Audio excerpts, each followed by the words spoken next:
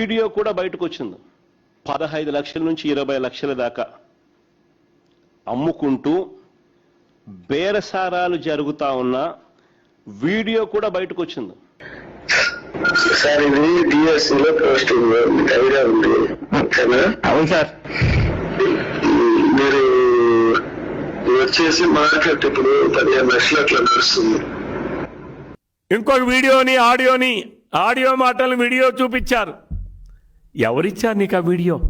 ఎవరు చేశారు?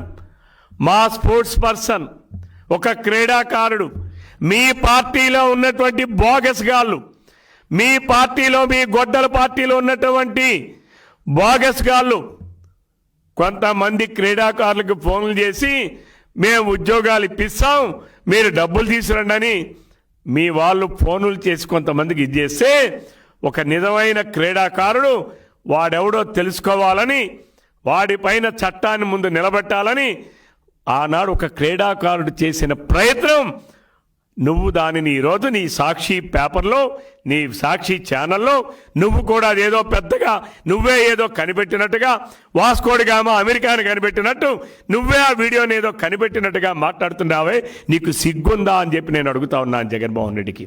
ఒక్కసారి వాళ్ళు ఎవరు ఆ వీడియో చేశారో, ఎవరు ఆ ఆడియోలో మాట్లాడారో వాళ్ళు మాట్లాడేది కూడా ఒకసారి వినండి. నమస్తే సార్, నా పేరు రాయన్ సురేష్ అండి. నేను విజయవాడ వాస్తవండి. ఈరోజు జగన్మోహన్ రెడ్డి గారు ప్రెస్ మీట్ పెట్టారు. ప్రెస్ మీట్లో ఒక కాల్ రికార్డింగ్ విడుదల చేసి అదేదో వాళ్ళు ఒక దేశ ద్రోహాన్ని వాళ్ళు ఏదో పట్టుకుని ఈ డిఎస్సి కుంభకాణాన్ని వాళ్ళు ఏదో ఛేదించినట్టు మాట్లాడుతున్నారు.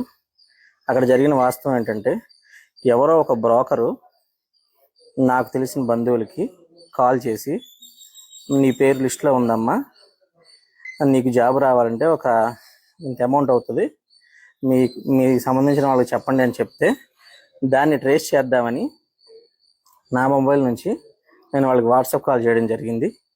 తిరిగి వాళ్ళు నాకు కాల్ చేస్తే నేను ఈస్ట్ గోదావరి స్లాంగ్లో ఎప్పుడు రమ్మంటారండి ఏంటి అని, అసలు వాళ్ళ డీటెయిల్స్ ఎవరు, వాళ్ళు ఎందుకు చేస్తున్నారని వాళ్ళని పట్టుకుందాన్న ఉద్దేశంతో నేను మాట్లాడి నా వేరే మొబైల్ నుంచి వీడియో రికార్డింగ్ చేశాను. వీడియో రికార్డింగ్ చేసి ఆ రికార్డింగ్ నేను స్పోర్ట్స్ అథారిటీ ఆఫ్ ఆంధ్రప్రదేశ్లో జాబ్ చేస్తున్న అప్పుడు అక్కడ పోస్ట్లో ఉన్న మహేష్ గారికి ఆ వీడియో నేను అందించి, సార్ ఇది ఇలా జరుగుతుంది, మన శాప్ నుంచి ఏమన్నా తప్పులు జరుగుతున్నాయని నేను చెప్పడం జరిగింది. దానికి సార్ వేరే వాళ్ళకి మరి కంప్లైంట్ ఎలా తెలియదు, ఆయన నాకు ఫోన్ చేసి సురేష్ మరి దీని మీద కంప్లైంట్ ఇద్దాం అనుకుంటున్నావు, నీకు ఇబ్బంది లేదా అని అడిగారు. సార్ మనం జెన్యూన్, మనకు తప్పే ఉంది, మన ప్రభుత్వంలో ఇంతమందికి న్యాయం జరుగుతున్న టైంలో ఇలాంటివి జరగకూడదు అనే ఉద్దేశంతో నేను ఓకే అన్నాను. నాకు సైబర్ క్రైమ్ నుంచి ఎస్ఐ గారు, సిఐ గారు కాల్ చేయడం జరిగింది.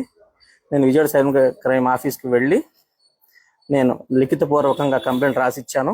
కూటమి ప్రభుత్వం చేసే మహత్తర కార్యక్రమానికి ఎవరు ఇలాంటి మచ్చ తీసుకురాకూడదన్న ఉద్దేశంతో నేను చేసిన దాన్ని మీకు అనుకువగా, మీకు సపోర్టివ్గా ఆ వీడియోని మార్చుకుని రోజు సాక్షి పేపర్లోనూ సాక్షి న్యూస్లోనూ వేస్తున్నారు. ఇది దాన్ని ఏమంటారు, ఒక అనాగరిక చర్య అంటారు. దాన్ని నేనైతే తీవ్రంగా ఖండిస్తున్నాను. దాన్ని అయితే మీరు ఆపుకోవాలని నేను మనవి చేస్తున్నాను. Thank you. జగన్మోహన్ రెడ్డి గారు చెప్పాలి దేనికి నీ సమాధానం. నీ సాక్షి పత్రిక ఒక రోత పత్రిక, నీ సాక్షి ఛానల్ ఒక ఫేక్ ఛానల్, నీ ప్రెస్ మీట్లు ఒక ఫేక్, నువ్వు తప్పుడు ఆధారాలతో మాట్లాడుతున్నావు.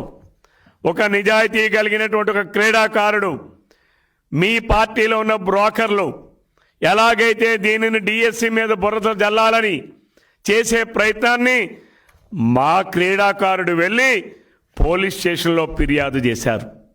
NTR commissionerate FIR number 75/2025 dated 25.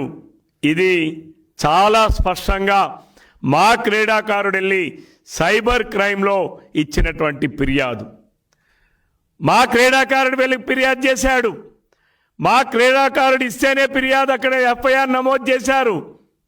దానిపైన పోలీసులు చర్యలు తీసుకున్నారు. ఈరోజు నువ్వు మాట్లాడేదేంటి?